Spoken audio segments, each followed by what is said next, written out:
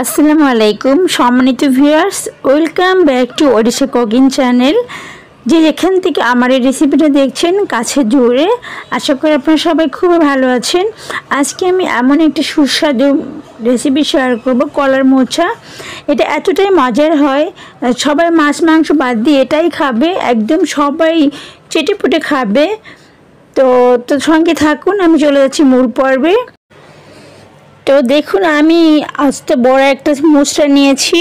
তো এটা আমি কিভাবে পরিষ্কার করছি, উপর থেকে উপরে প্রতিটা কাবার দেওয়া যে খোসাগুলো আছে ফেলে দিয়ে মাঝখানে ফুলগুলো আমি নিয়ে নিয়েছি।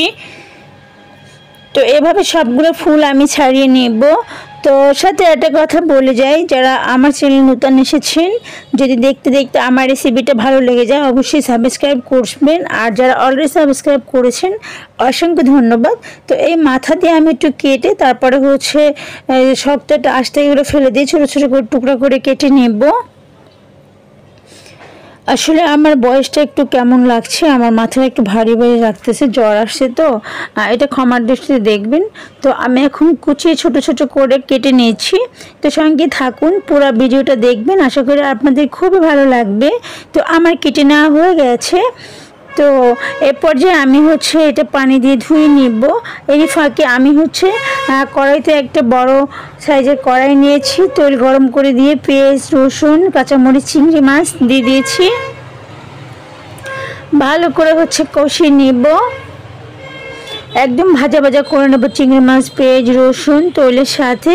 তো এখন আমি এ পর্যায়ে নারকেল বাটা দিয়েছি। নারকেল বাটাটা দিলে ভীষণ ভীষণ মজার হয়, স্বাদ একেবারে মুখে লেগে থাকবে। তো আমি ভালো করে কষিয়ে নিচ্ছি নারকেল বাটা সহ। তো এ পর্যায়ে আর একটু দিয়ে দিলাম। তো ভালো করে কষিয়ে নিব। এ পর্যায়ে আমি দিয়ে দিচ্ছি 1 টেবিল চামচ হলুদের গুঁড়া, 1 টেবিল চামচ মরিচের গুঁড়া। তো এর পর্যায়ে সামান্য জিরার গুঁড়ো দিয়ে দিচ্ছি 1/2 টেবিল চামচ। তো ভালো করে কষিয়ে নিব এ পর্যায়ে।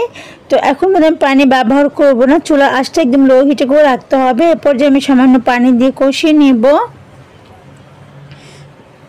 তো সঙ্গে থাকবেন, পুরো ভিডিও দেখলে অনেক ভালো লাগবে। এই রেসিপিটা এত মজার হয়, একবার খেলে বারবার খেতে ইচ্ছা করবে।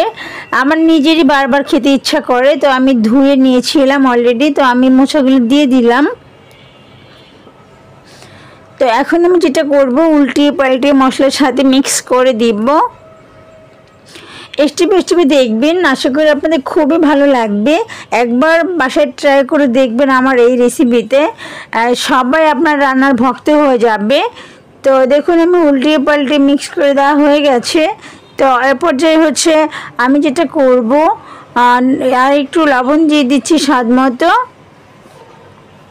লবণটা লাস্ট মুহূর্তে দিতে পারবেন, কোনো প্রবলেম নেই। আর লবণটা বুঝে দিতে হবে, কারণ এগুলা সেদ্ধ হয়ে অনেকটা কম হয়ে যাবে। তো ফাঁকে একটা কথা বলে যাই আবারও, যদি আমার এই রেসিপিটা ভালো লাগে বেশি বেশি শেয়ার করবেন, কমেন্টস করবেন, চাইলে ফ্যামিলি অ্যান্ড ফ্রেন্ডের সাথে শেয়ার করতে পারেন। তো আমার এটা অলমোস্ট সেদ্ধ হয়ে যাচ্ছে, আমি এখন ঢাকনা দিয়ে রেখেছিলাম। তো দেখুন একদম টেনে গিয়েছে, তেলটা ছেড়ে দিয়েছে। তো এ পর্যায়ে আমি আরেকটু নাড়াচাড়া করে নিব। তো দেখুন একদম এটা আমার এখন হয়ে গেছে। তো আমি এ পর্যায়ে যেটা করব, এই খাবারটা একদম মিডিয়াম টু লো হিটে দিব তেলটা ছাড়া পর্যন্ত। তো এরপর যে আমি নামিয়ে নিয়েছি। তো দেখুন কতটা পারফেক্ট হয়েছে। এভাবে রান্না করে দেখবেন, একদম সবাই চেটেপুটে খাবে, মাছ মাংস বিরিয়ানি সব কিছু বাদ দিয়ে এটাই খাবে। এই খাবারটা এতটাই যে সুস্বাদু হয়, একদম সবাই এই রান্না একবার খেলে সবাই বারবার খেতে চাইবেই। তো আর এই খাবারটা আপনার চাইলে খেতে পারেন সপ্তাহে বা মাসে একদিন। এটাতে অনেক রোগ প্রতিরোধ ক্ষমতা বাড়ে, এরকম পুষ্টিগুণতা আছে। তো বলে বোঝাতে পারবো না যেটা কতটা মজার হয়, আর কতটা টেস্টি, কতটা স্বাস্থ্যসম্মত, কতটা সুস্বাদু। তো আমি চেষ্টা করেছি খুব সহজে দেখানোর জন্য। তো আশা করি আপনাদেরকে বোঝাতে পেরেছি। তো আজকে এ পর্যন্তই, দেখা হবে অন্য কোনো রেসিপি নিয়ে। আল্লাহ হাফিজ।